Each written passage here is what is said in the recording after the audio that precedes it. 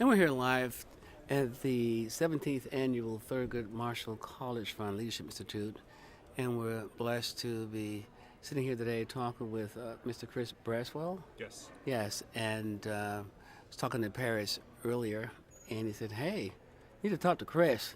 You know, he heads up our executive search committee and all, and doing some new things and all. And just welcome to the broadcast. Glad to have you join us today. Thank you. Thank you very much. Thanks for having me. Right. And thanks, Paris, for thinking of us. Yes, So, yes, absolutely. So again, your duties with the executive committee, of course, obviously, a lot of times that's built around the presidential search, and it sounds like you're going to be expanding what you actually do. Tell us all about that. Elaborate a little bit further for us. absolutely. So, give you a little history. Right. So, back in 2000, probably third, fourth quarter of 2015, Thurgood Marshall, CEO, the task force, Right. former black college presidents, some current presidents, to really discuss the issues around HBCU leadership.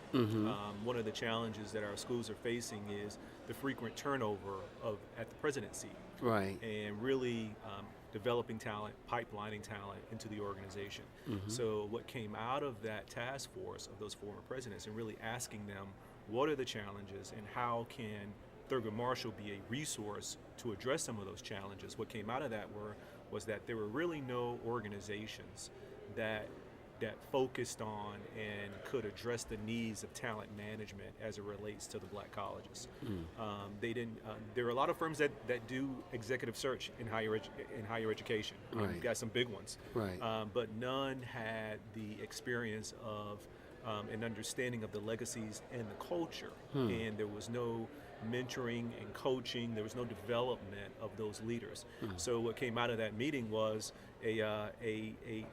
an initiative to place before the board to create this organization. So we were created to be a support to the black colleges. We call it the black college community. It's not just the Thurgood Marshall schools. Right. And really to help them find, identify, and develop leadership talent.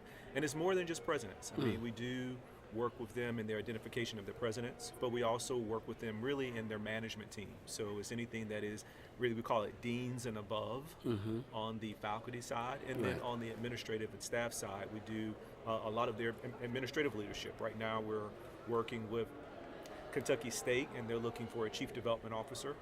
And we actually have Dr. done Brown some and work his with team down there. Benedict down Right. in Columbia, South Carolina, helping them identify presidents. So it could be wide range. It's really, at the end of the day, is supporting our schools and helping them find and develop talent, with the understanding that our staff has HBCU legacy, we understand the culture, and we understand the fit.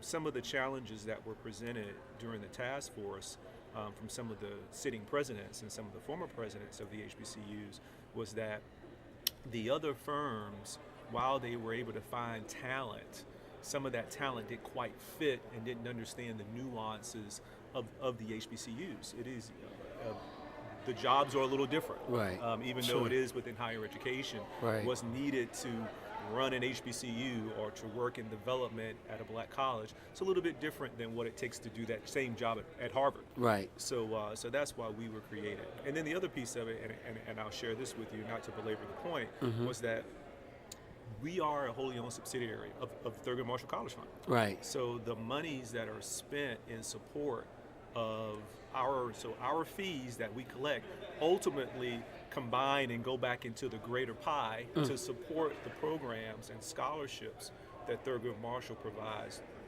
to the schools. Right. So we are invested in the welfare and the continual support of the students. And that was another reason why the board felt, Thurgood Marshall's board, that this was a great idea, is that let's keep our monies, let's keep our investments back into the schools. So that's one of the things that we share with the schools when we go in to speak with them about our services, is that ultimately anything that you spend with us comes back around to you, because we're investing in the students. We're a nonprofit. We're part of a nonprofit that is feeding back into our own student pipeline, where some of your other firms, I would say this, they're not investing in our schools. They don't Right. have scholarships. They don't have programs.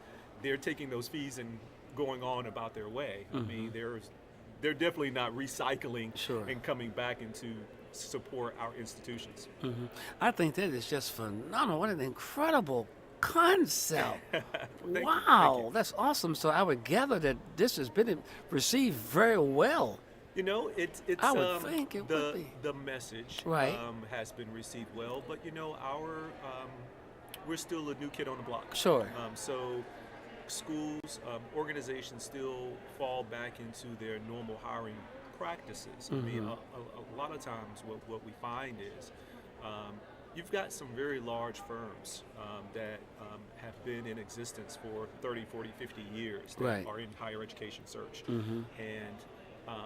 And they've done some very notable majority school searches. So when a firm can say, when we go in to propose and we're in a battle for a search, and the other firm can say, well, we placed the president at Harvard, or we placed the president at Yale, and they can show a laundry list of all of these notable big school placements, that becomes a seduction to some of our schools, Right. because they'll look at it and say, well, wow, they placed the president at Right. Harvard, Right. they placed the president at Yale, and they fall back into that mechanism of well, they've got some level of expertise Sure. that is allowing them that talent pool.